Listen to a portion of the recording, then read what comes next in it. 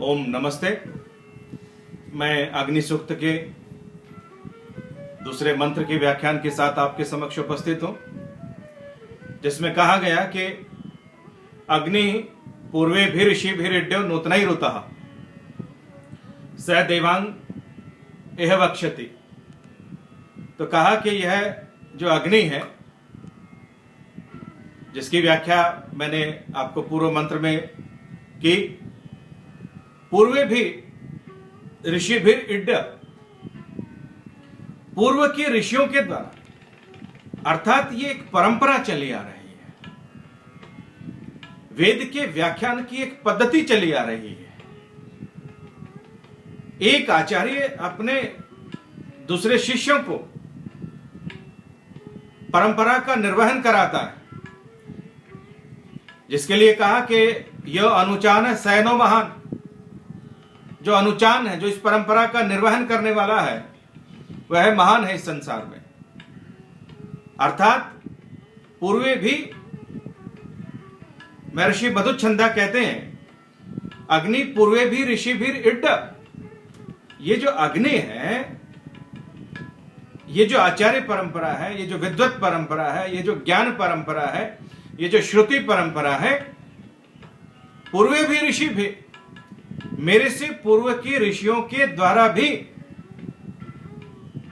ऋषि दर्शनात्, जिनको उस परमपिता परमात्मा की सत्ता का, जिन्होंने उसको आत्मसात कर लिया,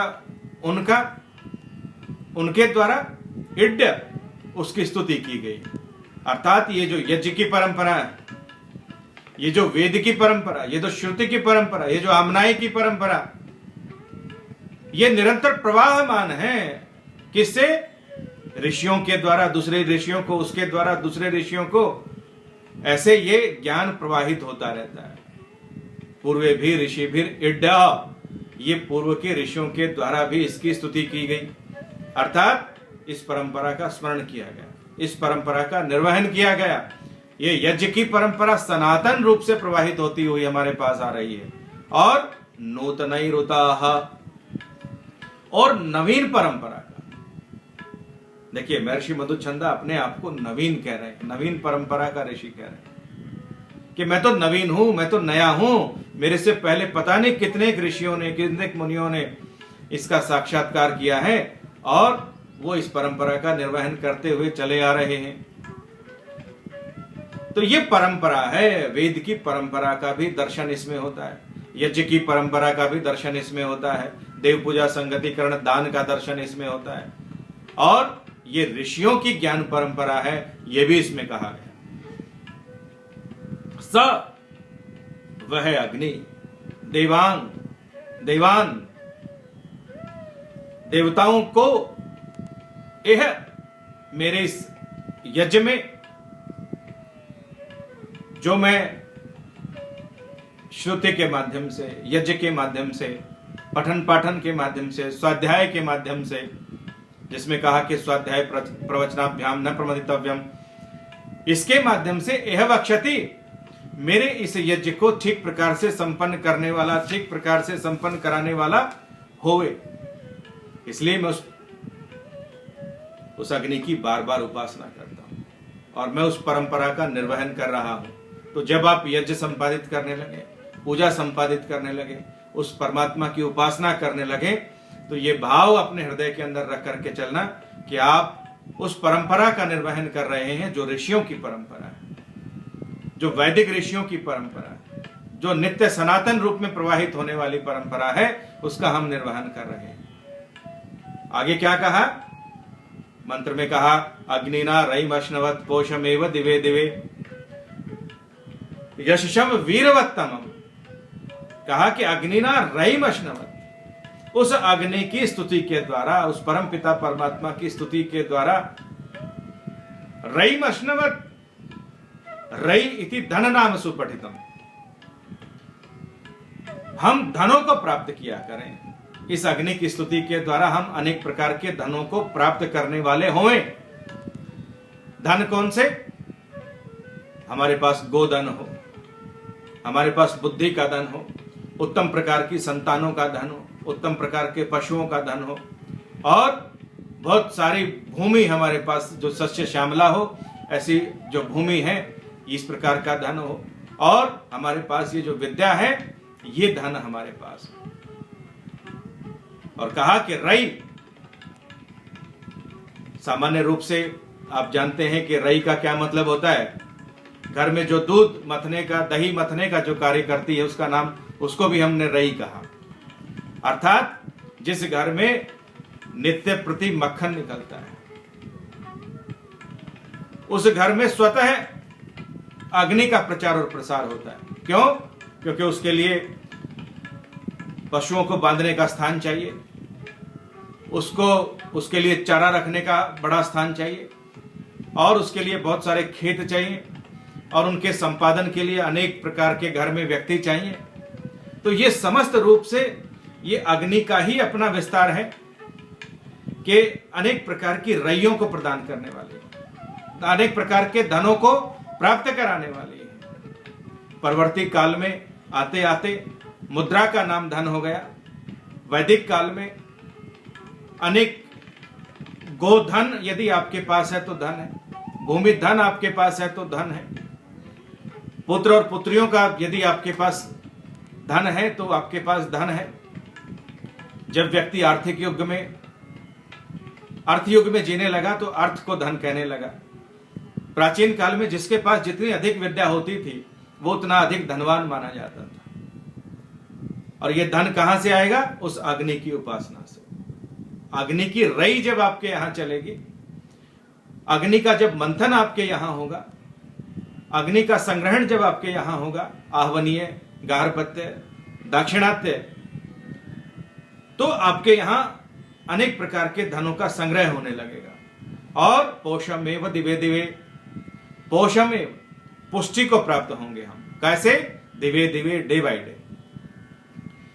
देव प्रकाशमान होंगे, देव देदीप्यमान होंगे, देव बनेंगे, देवता बनेंगे, दानशील बनेंगे, ज्ञानवान बनेंगे, मेधावान बनेंगे। कैसे? दिवे दिवे, दिन प्रतिदिन उत्कर्ष की तरफ जाने लगेंगे, दिन प्रतिदिन अपना आत्मोत्थान करने लगेंगे, दिन प्रतिदिन उस परमपिता परमात्मा के स्वरूप को समझने लगेंगे। किसके माध्यम से? उस अग्नियों के संपादन के माध्यम से। और यशसम वीरवत्तमम, कहता है कि हे परमपिता परमात्मा, मुझे यशसम, यश मिले।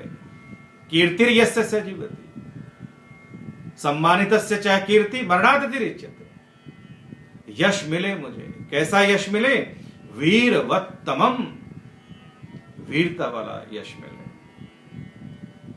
ज्ञान वाला यश मिले, अनेक प्रकार के यज्ञों को संपादित करने का यश मिले, अनेक प्रकार के विद्या धन मेरे पास हो, ये यश मिले, ज्ञान धन का यश मिले, गोधन का यश मिले, और इस यज्ञ के माध्यम से जो दान आदि कर्म संपन्न होते हैं, और दान आदि के पश्चात जो कीर्ति मिलती है, उसका यश, हे परमपिता परमात्मा, ये जो वीरता वाला यश है। वीरः वीरयते, वीरयते अमित्रान, अर्थात मेरे काम, क्रोध, लोभ, मोह इत्यादि ये सारे अमित्र मेरे नष्ट हो जाएं। तो ये यश मुझे चाहिए। कब? इस यज्ञ की अग्नि के द्वारा। ये अग्नि मेरे समस्त प्रकार के दोषों को नष्ट कर दे, और मैं वीरता वाला यश इस संसार में रहते हुए अर्जित करूं। हे परमपिता परमात्मा, मेरी आपसे यही प्रार्थना है। आगे मंत्र में क्या कहा? अग्नेयम यज्ञम अध्वरम विश्वतः परिभूरसि सै देवेषु गच्छति।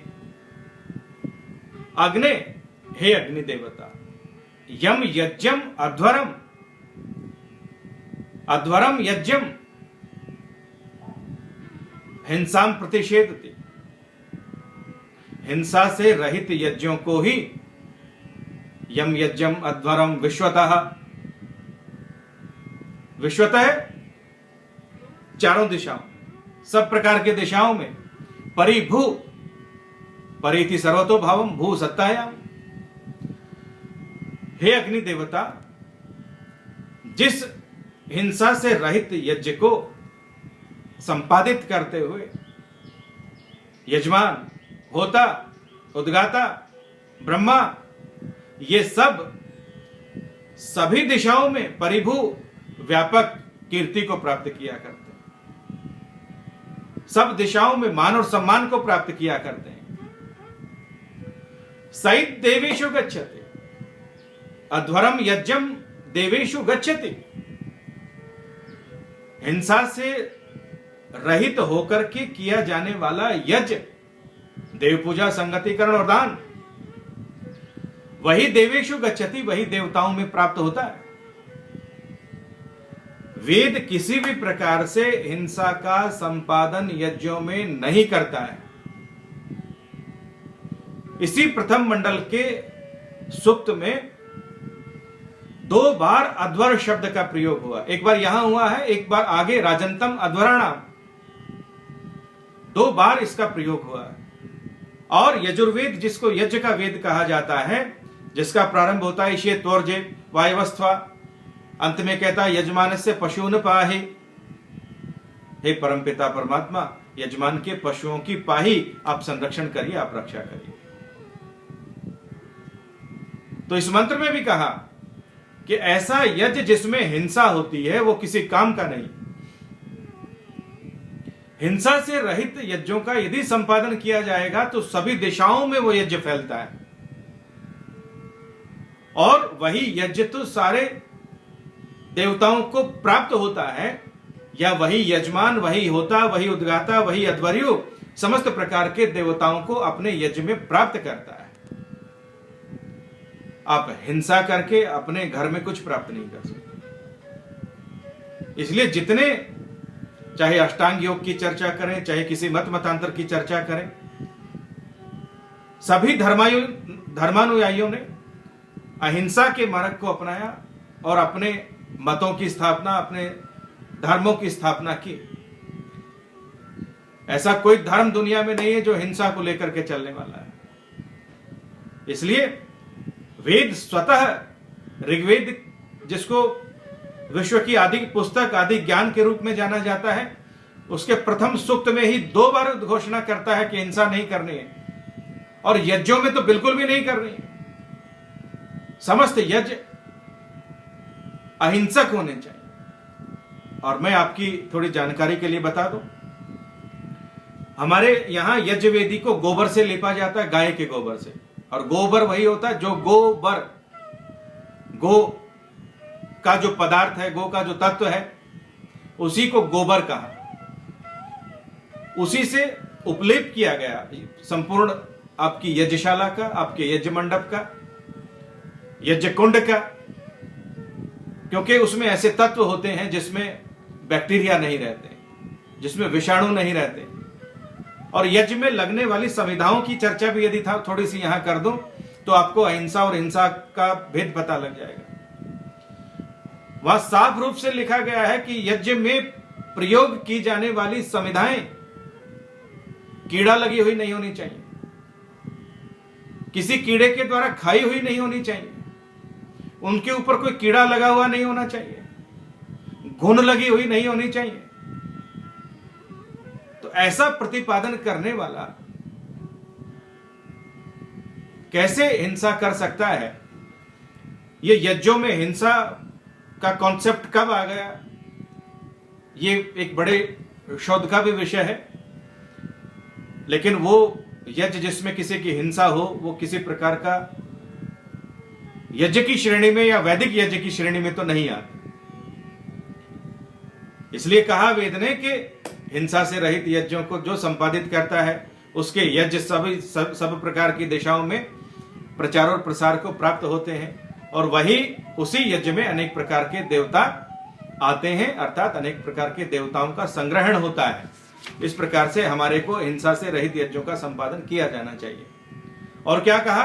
अग्निर्होता कविक्रतु सत्यश्चित्र श्रवस्तमा देवो देवेभिरागमत। अग्नि जो है ये होता है, अग्निर्होता, उदाना दानियों। इस यज्ञ को होता के बगैर भी आप संपन्न नहीं कर सकते। ये अग्नि आपको होतारम दातारम वातारम होता आवाहन करने वाला, होता यज्ञ को संपादित करने वाला, यज्ञ के विधि और विधान को संपादित करने वाला। कैसा हो? वो अग्नि के समान होने वाला, अग्नि के समान ओजस्वी और तेजस्वी होना चाहिए। और कविकृतु, क्रांतदर्शी, कवि, वर्तमान, भूत और भविष्य इन सबको जानने वाला। कौन? ये अग्नि के विशेषण। और क्रतु, शुभ कर्मों को संपादित करने वाला, यज्ञादि कर्मों को संपादित करने वाला, वेदों को जानने वाला। और सत्यश्चित्र श्रवस्तमः, इसको सत्य, सत्यमेव जयते, सत्येन उद्भिता भूमि, सत्यम बृहद उग्रम दीक्षा। तो ये सत्य के द्वारा धारण किया जाना चाहिए, ये इस प्रकार का। और चित्र श्रवस्तम, ये अग्नि चित्र, चित्र माने विचित्र प्रकार का सुनाई देता है। इसको इंद्र कहा, इसको अग्नि कहा, इसको वायु कहा, इसको मातृश्वा कहा, इसको अनेक नामों से पुकारा गया, तो विचित्र प्रकार का सुनाई देता है। इसका श्रव, इसकी कीर्ति, इसका यश विचित्र प्रकार का, जो आपने सोचा भी नहीं है उतने प्रकार के लाभ आपको इस यज्ञ करने के, इस अग्नि के संपादन करने के होते हैं। और देवो देवे भी आगमत, हे देव, हे अग्निदेव, देवे भी, जो बाकी आपके देवता, अग्नि के जो सहकारी देवता हैं, अग्नि के जो मित्र देवता हैं, अग्नि के साथ जिन जिन देवताओं की उपासना की जाती है, वो देवता आगमत मेरे इस यज्ञ में, जो मैं ये भौतिक यज्ञ संपादित कर रहा हूं या जो मैं आध्यात्मिक यज्ञ संपादित कर रहा हूं, ये समस्त प्रकार के देवता मुझे इस यज्ञ में प्राप्त होंगे। और मैं उन देवताओं को प्राप्त करने का सामर्थ्य अपने भीतर अग्नि जला करके, अग्नि के माध्यम से मैं भी उन देवताओं को प्राप्त कर सकूं। इसलिए कहा कि अग्नि होता है, कवि कृतु है, सत्यश्चित्र श्रवस्तम है और देव है, विशिष्ट प्रकार का पदार्थों को प्रकाशित करने वाला है, देने वाला है। ऐसा सुना गया, ऐसा कहा गया, ऐसा मैं उन देवताओं को अपने इस यज्ञ में आवाहन करता हूं, उनको मैं प्राप्त करूं, ऐसा मैं सामर्थ्यवान हो सकूं। और क्या कहा? यदंग दाशुषे त्वम अग्ने भद्रम करिष्यसि त्वएतत् सत्यम अंगिरः। यदंग, हे अग्नि, हे अग्नि देवता, जो आपका अंग, अंगम नैति सन्ममानः, कोई व्यक्ति ऐसा बन गया जिसने अपने सारे दोषों को नष्ट कर दिया, या आपने ऐसा यज्ञ किया उसने, आपने सबको अपना बना लिया, उसी यज्ञ में सबका आपने आवाहन किया, सारे देवताओं को अपना बना लिया, समस्त संसार के लोगों को अपने जैसा बना लिया। यज्ञ वही तो संपन्न होता है जिसमें अयम निज है परोवेति गणना लघु चेतसम, ये मेरा, ये पराया, इस भावना से यदि आपने यज्ञ किया तो उस यज्ञ का लाभ क्या है दुनिया में। सर्वम खलु इदम ब्रह्म की भावना से यज्ञ करिए, ईशावास्यम इदम सर्वम की भावना से यज्ञ करें तो मुझे लगता है कि वो यज्ञ आपका सफल होगा। समत्व की भावना से, एकत्व की भावना से, संगच्छध्वम संवदध्वम संभो मरांसी जानता देवा भागम यथा पूर्वे संजाना न उपासते। इस भावना से यदि हम यज्ञ करते हैं तो वो यज्ञ उत्तम प्रकार का होता है। तो क्या कहा? यदंग दाशुषे, दाशुषे दानशील है, हे अग्नि देवता आप दानशील, मैं आपके यहां आहुतियां डालता हूं, आप अनेक चीजें प्रदान कराने वाले, जिसका व्याख्यान भी नहीं किया जा सकता। जिन जिन लोगों ने संसार में यज्ञ किए, चाहे वो मर्यादा पुरुषोत्तम श्री रामचंद्र जी महाराज हैं, योगी राज योगेश्वर श्री कृष्ण जी महाराज हैं, महाराजा जनक हैं, और जितनी इस परंपरा में हमारे यहाँ परंपरा चली आ रही है, जो यज्ञों की परंपरा है, उनको क्या क्या इस संसार में मिला, क्या कीर्ति मिली, क्या यश मिला, क्या मान मिला, क्या उनकी विद्या, क्या उनके तर्क, क्या उनके आख्यान, क्या उनके संवाद, आज भी हम अत्यंत आदर के साथ उनको स्वीकार करते हैं। तो दानशील हो हे अग्नि देवता, त्वम अग्ने भद्रम करिष्यसि, आप उनका भद्र ही भद्र करते हो। वेद में लगभग सभी कालों में क्रियाओं का प्रयोग अर्थ करते समय लिया जाता है, अर्थात तुम अग्नि भद्रम करिष्यसि, हे अग्नि देवता आपने उनका भद्र किया है, आप उसका भद्र करते हो और आप उसका भद्र आगे भी करोगे, ऐसा कहा। बधे कल्याणे सुखे च, अर्थात ये पशु है, ये अन्न है, ये जल है, ये भूमि है, ये वाणी है, ये मैत्री है, ये शरीर है, ये आरोग्य है, ये धन है, ये सब आपके भद्र रहेंगे, सब आपके कल्याणकारी रहेंगे, उत्तम रहेंगे। इसलिए यहां भद्र शब्द का प्रयोग किया गया। और त्व एतत् सत्यम अंगिरः, ये अग्नि का एक विशेषण है अंगिरा, जिसको गांव की भाषा में कहा अंगार। देखिए कैसे गांव में भी वैदिक शब्दों का प्रयोग किया जाता है। अंगार ले आओ, अंगारे पड़ रहे हैं, तो अंगार ऐसा शब्द है जो वैदिक शब्द है अंगिरा, अंगिरस। तो ये आपका सत्यव्रत है, अर्थात इसमें कोई किसी प्रकार का झूठ नहीं, इसमें कोई संदेह करने की आवश्यकता नहीं। ये बिल्कुल सत्य है, ये सनातन है।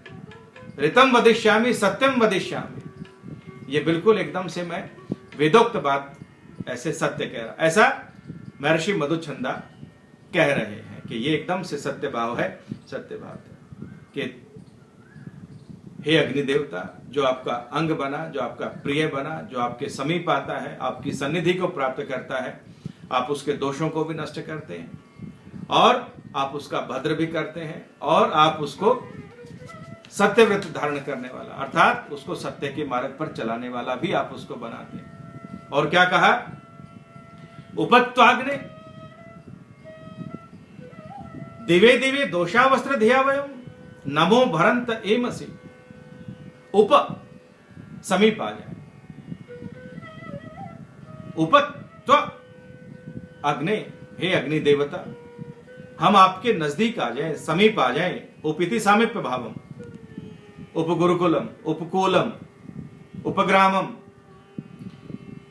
हे अग्नि देवता हम आपके नजदीक आ जाएं, आपके समीप आ जाएं, आपकी सन्निधि को प्राप्त करें। दिवे दिवे, दिन प्रतिदिन और दीप्यमान होते चले जाएं, प्रकाशवान होते चले जाएं, सत्व गुण की प्रधानता वाले होते चले जाएं। कब? दोषा वस्त्र धिया वयम, दोषा इति रात्रि, समस्त प्रकार के दोष ये रात्रि में होते हैं। इसलिए रात्रि के लिए वेद ने शब्द प्रयोग किया दोषा।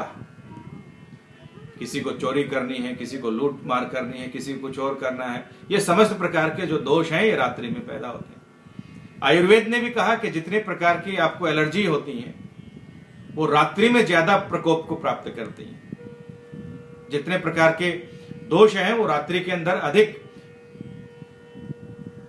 प्रकोपित होते हैं, इसलिए रात्रि को वेद ने दोषा लिखा। और दिन को क्या लिखा? वस्त, वस निवासे, वसाच्छादे, बसा हुआ सा दिखता है इसलिए बस्ती कहलाता है। ये बस्ती आ गई है भाई, कोई बसासत दिख रही है, कोई गांव आ गया, ऐसा लगता है जैसे सब बस गया। तो दोषा वस्त, दिन में भी और रात में भी। धिया, धियो यो न प्रचोदयात्, बुद्धिपूर्वक, ज्ञानपूर्वक, विवेकपूर्वक। वयम, मधुछंदा कहता मैं अकेला नहीं। वेद में अहम की चर्चा केवल 63 मंत्रों में है और बाकी सब वेद अहम की बात नहीं करता, वयम की बात करता है। हम सब मिलकर के, वयम श्याम पतयो रैणाम, हम सब धनों के मालिक बने, स्वामी बने, ऐसा कहा। यहां स्वार्थ की चर्चा वेद नहीं करता, बल्कि सबको साथ लेकर के चलने की बात वेद करता है। दोषा वस्त्र धिया वयम, बुद्धिपूर्वक दिन रात हे अग्नि देवता हम तुम्हारे नजदीक आते चले जाएं। अर्थात हे अग्नि देवता, हे परमपिता परमात्मा, जैसे जैसे हम अग्नि की उपासना करते चले जाएं, दिन प्रतिदिन हम आपके कहीं ना कहीं आपके करीब आ रहे हैं, आपके नजदीक आ रहे हैं। नमो, नमन करते हुए। शरीर से, मन से, बुद्धि से, भाव से, विचार से नम हो जाना, नरम हो जाना, झुक जाना, ये नम कहलाता है। नम का मतलब पूजा भी है।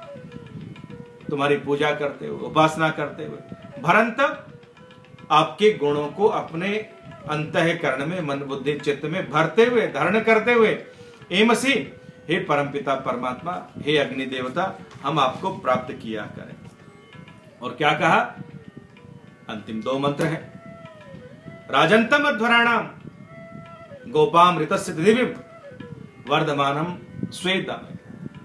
राजंतम अध्वराणाम, अध्वराणाम राजंतम, हिंसा से रहित कर्मों को राजरी दीप्तौ, हे अग्नि देवता, आप प्रकाशित करने वाले। जिस यज्ञ में हिंसा नहीं होती, जिस देव पूजा में हिंसा नहीं होती, जिस संगतिकरण में हिंसा नहीं होती, और जिस दान में कोई हिंसा का मनसा वाचा कर्मणा कोई भाव नहीं होता, ऐसे जो कर्म संपादित किए जाते हैं, तो हे अग्नि देवता, आप ऐसे कर्मों को प्रकाशित करने वाले हो, समस्त संसार में प्रचारित करने वाले हो, प्रकाशित करने वाले हो, अपने आप वो यश को, कीर्ति को प्राप्त होने वाले हैं। और गोपाम ऋतस्य, ऋत के गोप हो, ऋत के मालिक हो, ऋत के स्वामी हो, अर्थात जो परम पिता परमात्मा के द्वारा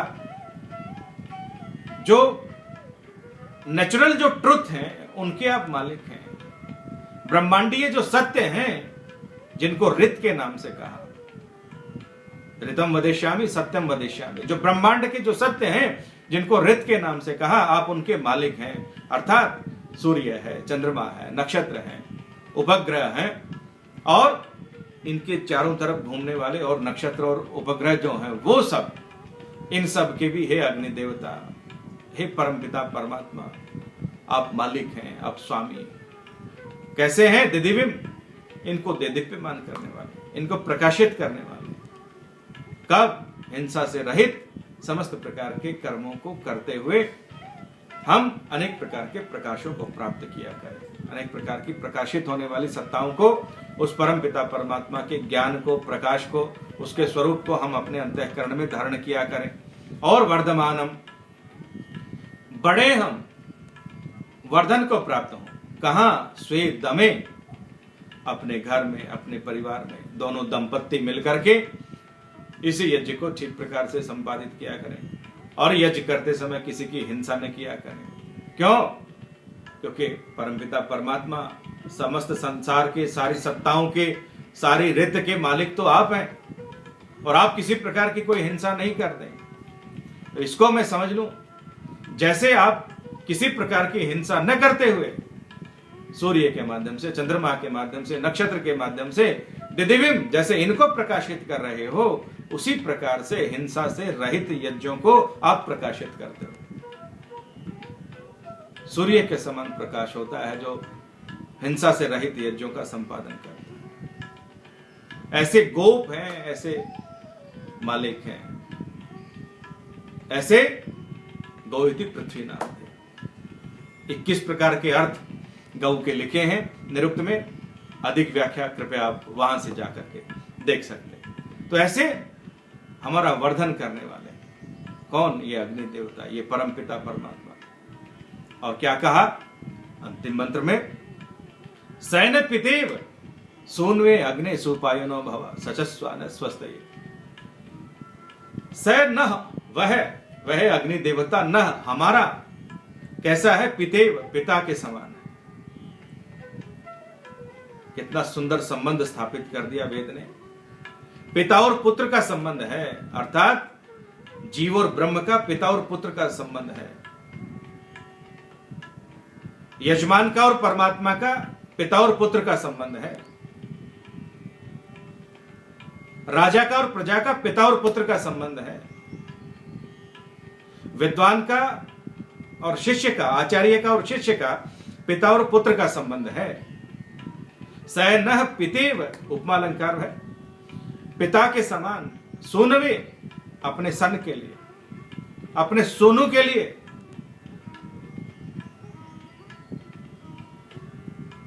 जैसे पिता अपने पुत्र के लिए कल्याण चाहता है, त्वम हीन पिता वसो त्वम माता शतक्रतो बभूविथ। जैसे पिता अपने पुत्र का कल्याण चाहता है, वैसे ही है अग्नि देवता, आप अपने समस्त याज्ञिक कर्म को संपादित करने वालों का कल्याण करते हैं। सु उपायनो सुष्ठु सुपूजायाम, सुष्ठु उपाय करने वाले हैं और सचस्वान स्वस्थ, ये इसकी भावना से, स्वस्ति की भावना से सचस्व हमारे को जोड़ दो। अर्थात मैं इस संसार में रहता हुआ, यज्ञों को संपादित करता हुआ, अग्नि की उपासना करता हुआ, परमात्मा की उपासना करता हुआ, मैं इस संसार में कल्याण ही कल्याण करता रहूं। कैसे? स्वस्ति न इंद्रो वृधश्रवाः, स्वस्ति न पूगा विश्ववेदाः, स्वस्ति नस्तारक्ष्यो वरिष्ठनेमि, स्वस्ति नो बृहस्पतिर्दधातु। ये हम करते रहे। और भद्रम कर्णेभिः शृणुयाम देवा, भद्रम पश्येमाक्षभिर्यत्राः, स्थिरैरङ्गैः तुष्टुवांसस्तनूभिर्वशीमहि देवहितं यदायुः। तो ये भद्र की भावना से, कल्याण की भावना से, हे परमपिता परमात्मा, आप मुझे संपन्न करें, आप मुझे उस जुड़ने की भावना से, कल्याण की भावना से, हे परमपिता परमात्मा, हे अग्नि देवता, आप मुझे इसके साथ जोड़ दें। इसी प्रकार से मैं अग्नि की उपासना करता रहूं, इसी प्रकार से मैं अनेक प्रकार के यज्ञों को संपादित करता रहूं। ये कुछ सामान्य सी चीजें मैंने आपको अग्नि सूक्त के माध्यम से, अग्नि देवता के माध्यम से आपके समक्ष रखी हैं। ये केवल संक्षेप मात्र है। अधिक विस्तार के लिए आप अपने गुरुजनों के पास जाइए, उनसे अधिक विस्तार आप इनका ग्रहण कर सकते हैं, क्योंकि ये वेद का विषय बड़ा बृहद है, जिसको किसी सीमाओं में बांधना अत्यंत कठिन कार्य है। मैं समझता हूं कि आपके थोड़ा भी यदि ये व्याख्यान काम आएगा तो मैं समझूंगा कि आपका सहयोग करने में मैं सार्थक रहा। इन्हीं भावनाओं के साथ ओम शांति शांति शांति ओम।